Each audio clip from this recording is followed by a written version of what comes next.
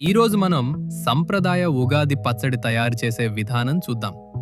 ఉగాది పచ్చడి అనేది కేవలం వంటకం మాత్రమే కాదు, మన జీవితంలోని అన్ని రుచులను సూచించే ఒక ప్రత్యేకమైన ప్రసాదం. ముందుగా ఒక పాత్ర తీసుకోండి, అందులో చింతపండు వేసుకోండి. ఇప్పుడు అందులో తగినంత నీరు పోయండి.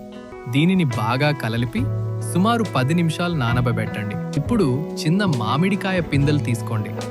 తరువాత చిన్న చిన్న ముక్కలుగా కోయండి. ఈ ముక్కలను పక్కన పెట్టండి. ఇప్పుడు మిరియాలు తీసుకుని మెత్తగా పొడి చేయండి. తరువాత బెల్లం ముక్కలు తీసుకుని బాగా మెత్తగా ఇప్పుడు వేప పువ్వులు తీసుకోండి. వాటి కొమ్మలను వేరు చేసి పువ్వులను మాత్రమే సేకరించండి. శుభ్రంగా సిద్ధం చేసుకోండి. పెద్ద బౌల్ తీసుకోండి. ముందుగా చింతపండు నీరు అందులో పోయండి.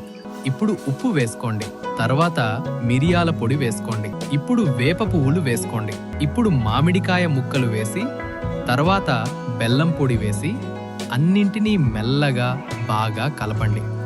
ఇలా మన సంప్రదాయ ఉగాది పచ్చడి సిద్ధమైంది.